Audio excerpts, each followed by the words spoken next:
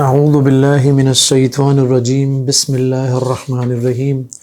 صحیح بخاری کتاب الرقاق کے سلسلے میں آج ہم دو اصولوں پر بات کریں گے، اصول نمبر 17 اور اصول نمبر 18۔ دلوں کو نرم کرنے کے حوالے سے یہ ہمارے پاس کل 18 اصول ہیں، جن میں سے ابتدائی اصولوں پر ہم بہت تفصیل کے ساتھ بات کر چکے ہیں۔ آئیے آج ہم آغاز کرتے ہیں کتاب الرقاق کے باب نمبر 37۔ امام بخاری رحمہ اللہ نے اس باب کو عنوان دیا ہے باب من جاہد نفسہ فی طاعت اللہ۔ اس بات کا بیان کہ جس نے اللہ کی اطاعت میں اپنے نفس کے ساتھ جہاد کیا۔ یہ حدیث دراصل بنیادی طور پر تو توحید کے ابواب میں بیان کی جاتی ہے۔ توحید کے حوالے سے ایک بنیادی جو قاعدہ جو ہے وہ ذکر کیا جا رہا ہے کہ اللہ کا بندوں پر یہ حق ہے کہ بندے اللہ کے ساتھ کسی کو شریک نہ کریں، اور جب بندے اللہ کے ساتھ کسی کو شریک نہ کریں تو اللہ تعالیٰ ایسے لوگوں کو جنت میں داخل کر لیتا ہے اور ان کو انعام دیتا ہے۔ یہ اس حدیث کا ایک خلاصہ ہے۔ امام بخاری رحمہ اللہ نے اس حدیث کو کتاب الرقاق میں بیان کرنے کے ساتھ اصل جو ایک بنیادی اصول یا ضابطہ جو ہے وہ بیان کرنا چاہا ہے کہ ایسی تمام کاوشیں، ایسی تمام کوششیں جو انسان کے بلکہ مومن کے دل کو نرم کر سکتی ہیں، ٹھیک ہے، رقت قلبی جس کو کہا جاتا ہے، وہ بغیر توحید کے ممکن نہیں ہے۔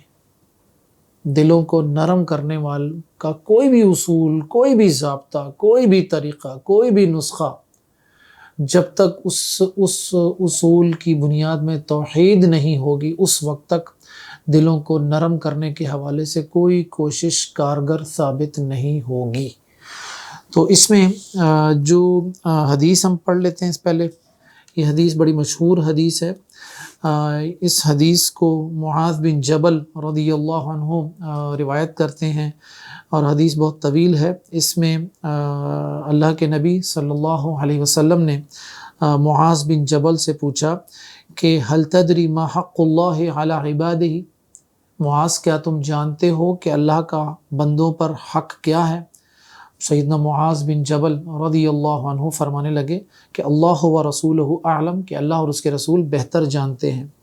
اللہ کے نبی نے فرمایا صلی اللہ علیہ وسلم حق اللہ علی عبادہ ان یعبدوہ ولا یشرکوا بہ شیئا، کہ اللہ کا بندوں پر حق یہ ہے کہ وہ اس کی عبادت کریں اور وہ اس کے ساتھ کسی کو شریک نہ کریں۔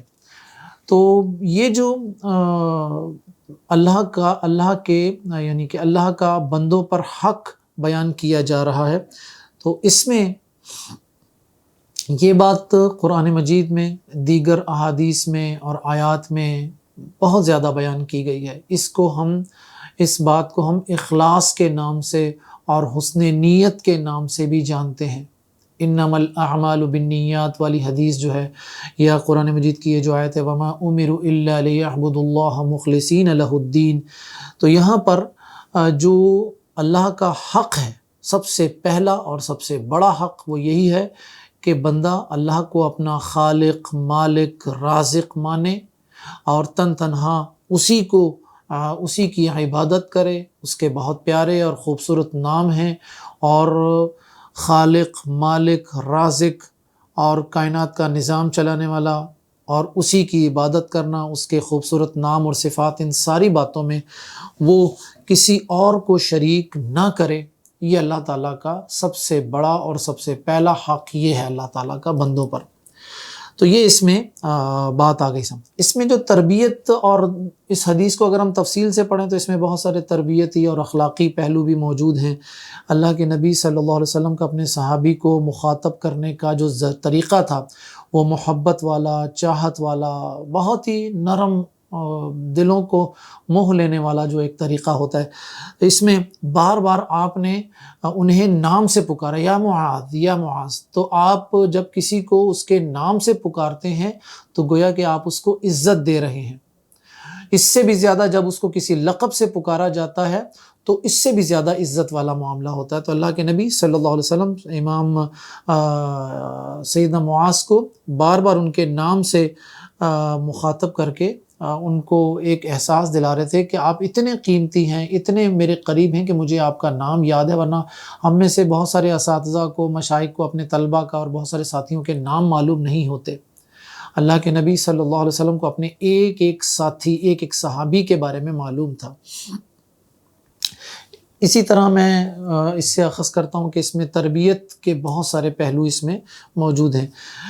اس میں بعض محدثین نے اس حوالے سے کچھ بیان کیا۔ ابن حجر العسقلانی رحمہ اللہ فتح الباری میں بیان کرتے ہیں کہ اس میں توحید، علم توحید کی عظمت اور شان کا بیان ہے، اور یہ اس بات کا بیان ہے کہ علم توحید بندے کو جہنم سے آزادی دلانے کا سب سے بڑا سبب ہے، اور اللہ کی رضا کو حاصل کرنے کے حوالے سے بنیادی بنیاد ہے۔ امام نووی رحمہ اللہ شرح مسلم میں المنہاج میں لکھتے ہیں کہ یہ اللہ تعالیٰ کے فضل و کرم پر دلالت کرتی ہوئی حدیث، جس میں اللہ کی وحدانیت، اللہ کی کبریائی، بڑائی کا ذکر ہے۔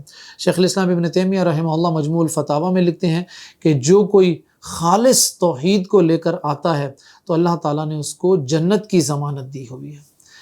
اب عصر حاضر میں ہم یہ کہیں گے کہ شرک کے جتنے بھی مظاہر ہیں وہ تمام کے تمام مظاہر سے اجتناب کیا جانا ضروری ہے۔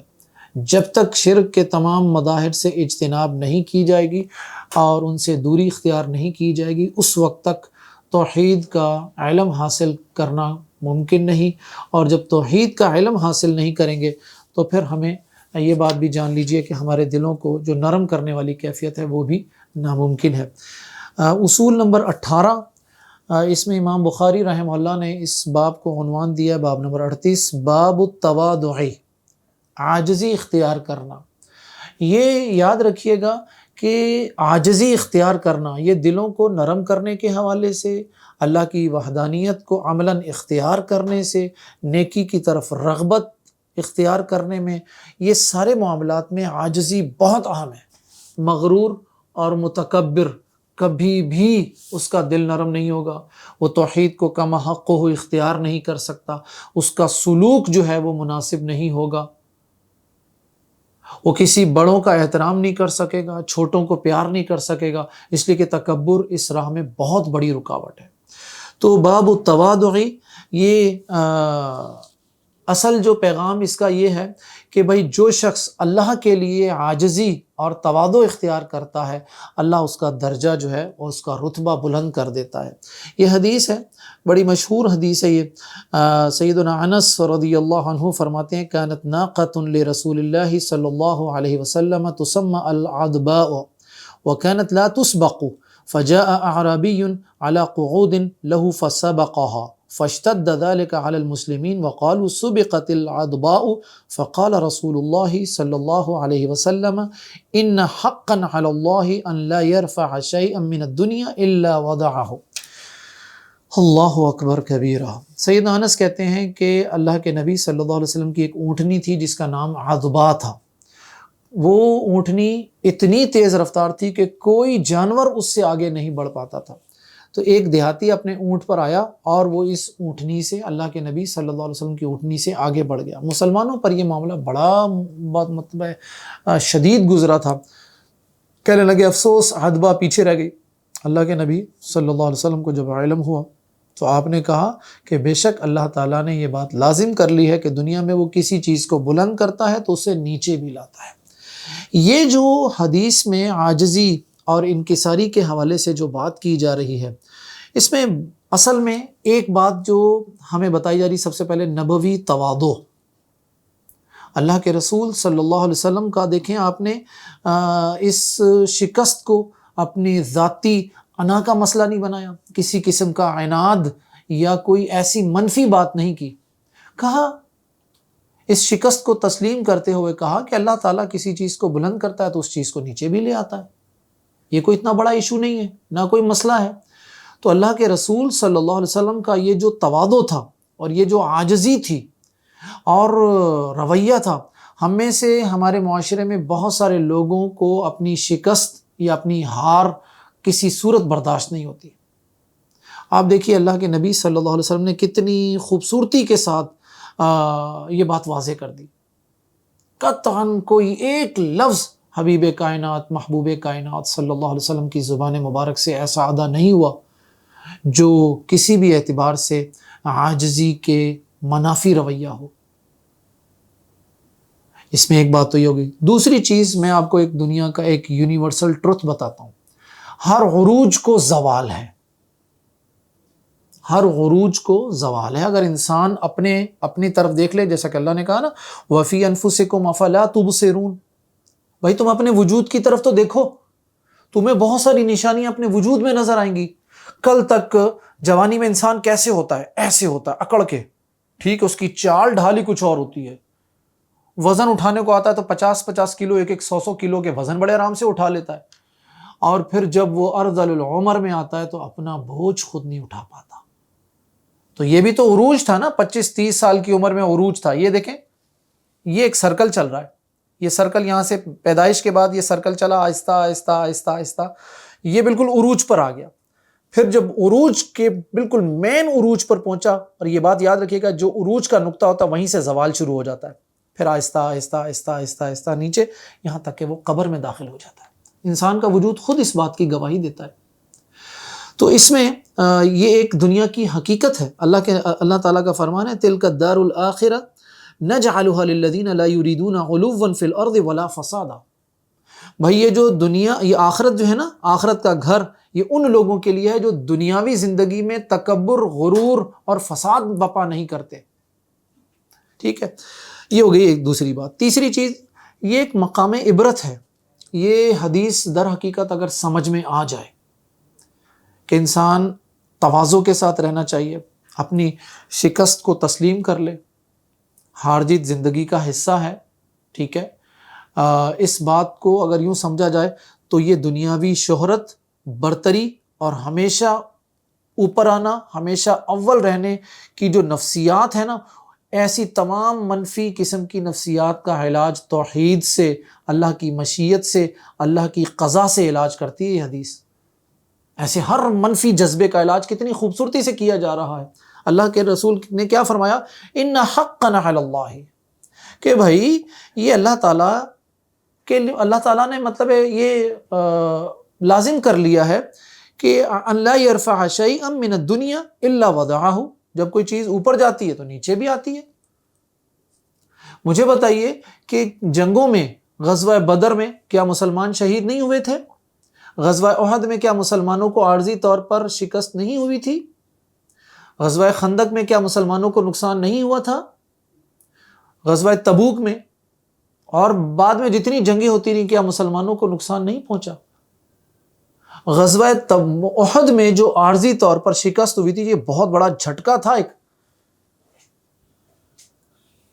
بے شمار مواقع بعد میں بھی آتے ہیں جب انسان جو ہے وہ اپنی تعداد پر، صحابہ نے ایک مارکے میں، فتح مکہ کے بعد ایک مارکہ میں کہا تھا آج ہم بہت بڑی تعداد میں، اور اس میں ان کو جھٹکا لگا تھا بہت۔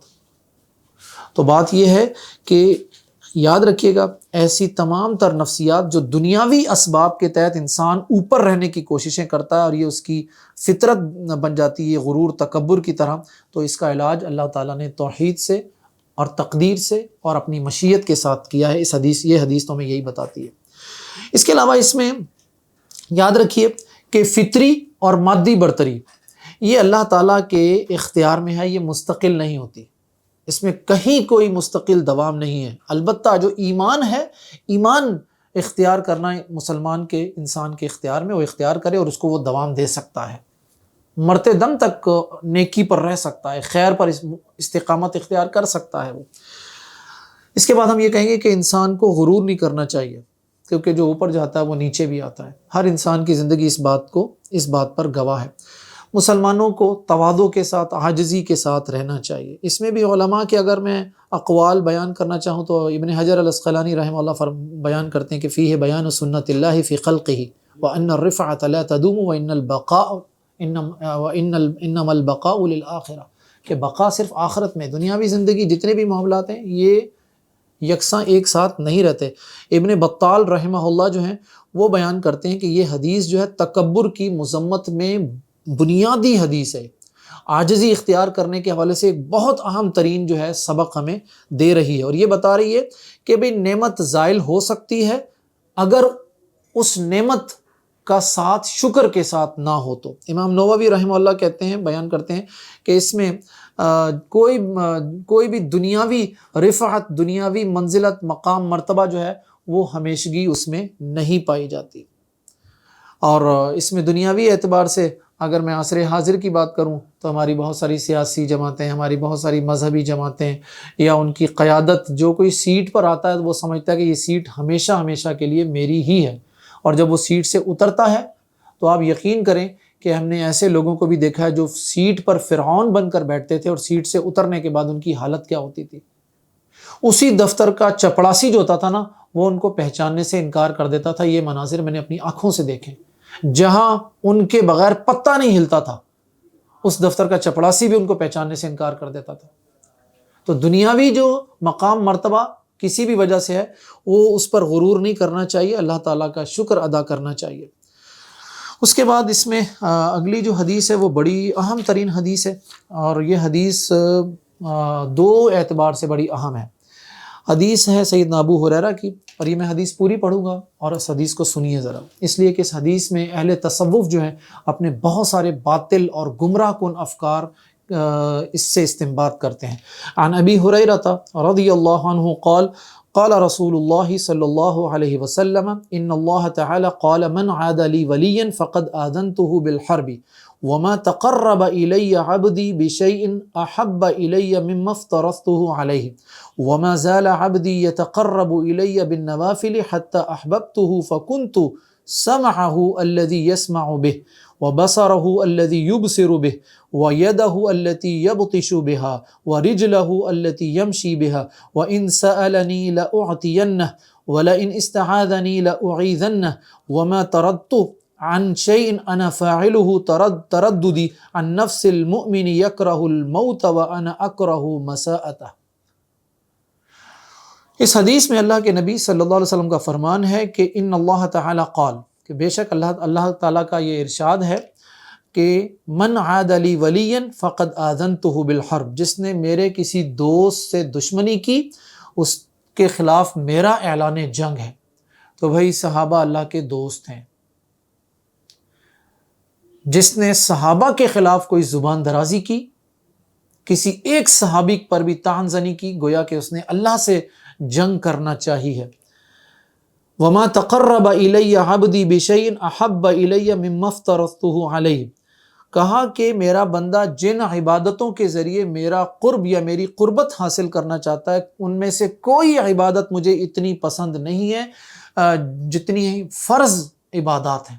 تو اس میں دوسری بات اس حدیث میں آ گئی، یہ ہے کہ اللہ تعالیٰ کو فرائض جو ہیں اس کی ادائیگی بہت زیادہ پسند ہے۔ یہ تو ایک ویسٹرن وار جو ہے، کلچرل وار ہم پر مسلط کر دی گئی کہ ہمارے معاشرے میں ہر کوئی بیسک رائٹس کی باتیں کر رہا ہے، سب بیسک ہیومن رائٹس پر باتیں کرتے ہیں، جلسے، احتجاجی مظاہرے پینافلیکسس پر لکھے ہوتے ہیں ہمارا حق ہمیں دو۔ کبھی فرائض کی ادائیگی پر کوئی جلسہ نہیں ہوتا، کوئی احتجاج نہیں ہوتا کہ ہمیں ہمارے فرائض بتائے جائیں۔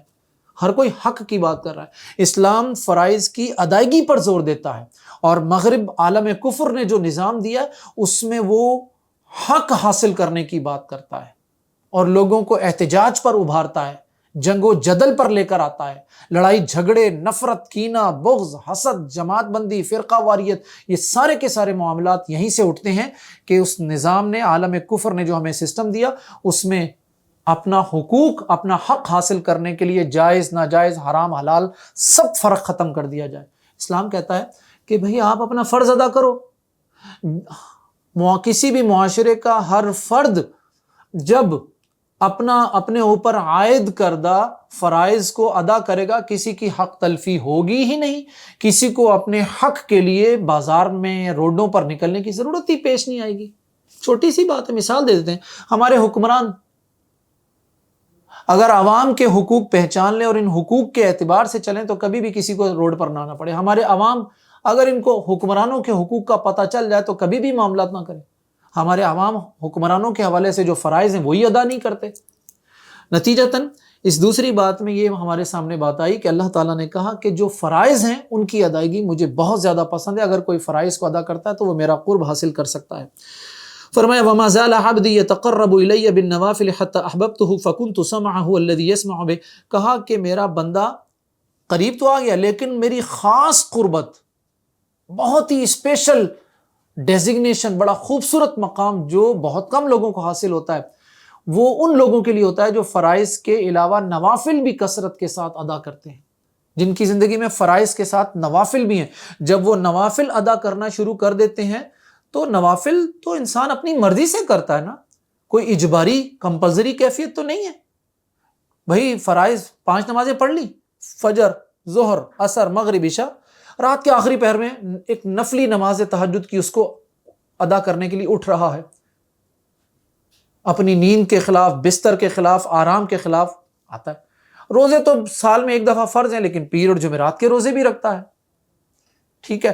تو بتانے کا مقصد یہ کہ جب کوئی شخص اپنے پورے جسم کو نوافل کی ادائیگی میں لگا دیتا ہے تو اس کے جسم کے جو اعضاء ہوتے ہیں وہ اللہ کی اطاعت میں اور اللہ کی فرما برداری میں آ جاتے ہیں۔ پھر اللہ نے یہ کہا نا کہ بھائی جو شخص نوافل کے ذریعے میری قربت حاصل کرنے کی کوشش کرتا ہے، میں اس سے محبت کرتا ہوں تو میں اس کا کان بن جاتا ہوں جس سے وہ سنتا ہے، یعنی اس بندے کا کان غلط بات سنتا ہی نہیں ہے، وہ ہمیشہ تلاوت سنے گا، ذکر اذکار سنے گا، اچھی بات سنے گا، جہاں غیبت چغلی کی بات ہوگی اس مجلس سے اٹھ جائے گا۔ اسی طرح کہا کہ میں اس کی آنکھ بن جاتا ہوں جس سے وہ دیکھتا ہے، تو مطلب ہے کہ اس بندے کے اندر دل میں ایسی کیفیت، ایسا تقویٰ ہے، اللہ کا ایسا خوف، اللہ سے ایسی یقین والی کیفیت ہے کہ وہ غلط بات دیکھتا ہی نہیں ہے، نہ دیکھنا چاہتا ہے، اپنی آنکھوں کو زنا سے بچاتا ہے، غیر محرم کی طرف نگاہ اٹھانے سے بچاتا ہے، ایسے مناظر جس میں اللہ کی نافرمانی ہو ان کی طرف وہ نہیں دیکھتا، اور خود بخود آٹومیٹیکلی۔ میں آپ کو ایک چھوٹی سی مثال دیتا ہوں اس میں زمانہ طالب علم میں جس طرح ٹوپی نہیں پہنتا تھا، لیکن آپ یقین کریں کہ اب میں گھر سے باہر اگر میں بغیر ٹوپی کے نکلتا ہوں تو مجھے یوں لگتا ہے جیسے میں بغیر کپڑوں کے باہر ہوں، برہنہ باہر آ گیا ہوں۔ میرا کوئی مہمان بھی آتا تو میں ٹوپی سب سے پہلے اپنے سر پہ رکھتا ہوں، گھر میں بھی بعض اوقات میرے سر پر ٹوپی ہوتی ہے، یہ میرے لیے ایسی چیز بن گیا، لیکن نفلی چیز ہے، گھر میں ٹوپی نہ بھی پہنوں کوئی ایشو نہیں ہے۔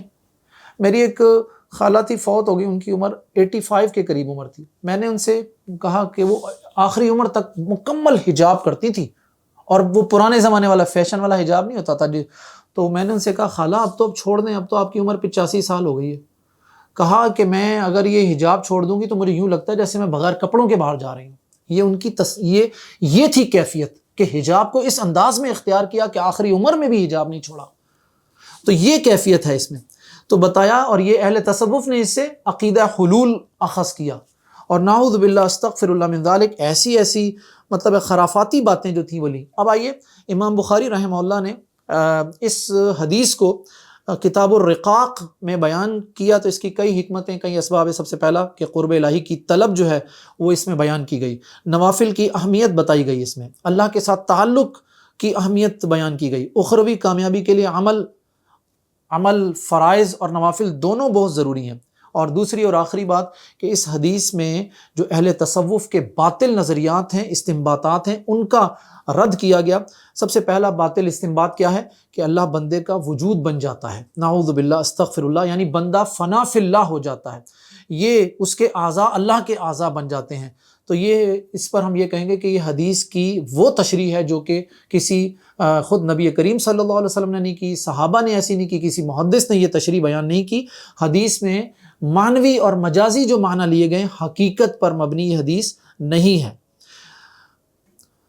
خود حدیث کے الفاظ جو ہیں بیان کر رہے ہیں فَإِذَا أَحْبَبْتُهُ، یعنی جب یہ حالت تب ہوتی ہے جب بندہ نوافل کے ذریعے اللہ کا محبوب بن جاتا ہے تو اس کے اعمال اللہ کی رضا کے تابع ہو جاتے ہیں، نہ کہ وہ اللہ بن جاتا ہے، نعوذ باللہ۔ دوسرا باطل استنباط، ولی کو خود مختار تصرف کا اختیار حاصل ہو جاتا ہے۔ ان سألنی، اس کا تو رد ہم بڑے آرام سے کر سکتے ہیں کہ وَإِن سألنی لَأُعْطِيَنَّهُ، اگر وہ مجھ سے مانگے تو میں اس کو دے دیتا ہوں۔ تو اس کا مطلب یہ نہیں کہ ولی کو کلی اختیار مل گیا، بلکہ اللہ کی خاص رحمت اس بندے کے ساتھ ہوتی ہے، اس کی وہ جب فرائض نوافل کی طرف آتا ہے تو وہ مستجاب الدعوات بن جاتا ہے، ٹھیک ہے۔ اور اس میں اس کا ایک اور رد بھی ہے کہ کوئی آیت یا حدیث ایسی نہیں ہے جو انسان کو الوہی صفات یا اختیارات دیتی ہو، بلکہ یہ ایمان، تقوی اور عبادت کی انتہا ہے۔ تیسرا جو باطل استنباط ہے وہ یہ ہے کہ اللہ اور بندہ ایک ہو جاتے ہیں، یہ عقیدہ وحدت الوجود جس کی نفی جو ہے ہمارے بے شمار علماء جو ہیں وہ کر چکے ہیں۔ تو یہ صوفی عقیدہ جو ہے قرآن و سنت کی متصادم ہے۔ اللہ خالق ہے اور اللہ کے علاوہ اس پوری کائنات میں سب کچھ مخلوقات ہیں اور ایک اللہ کا کلام ہے۔ تو حدیث میں یہ جو کنت سمعہ جیسی تعبیر ہیں یہ تشبیہ یا حلول کے لیے نہیں ہے، بلکہ مجازی طور پر یہ اختیار کی جا رہی ہیں۔ تو اسی پر ہم اکتفا کرتے ہیں، اللہ تعالیٰ سے دعا کرتے ہیں اللہ تعالیٰ مجھے اور آپ کو ایسی توفیق عطا فرمائے کہ ہم فرائض کے ساتھ نوافل کو بھی اس طرح اختیار کریں کہ اللہ کا قرب حاصل کر سکیں۔ جزاکم اللہ خیر۔ السلام علیکم ورحمۃ اللہ وبرکاتہ۔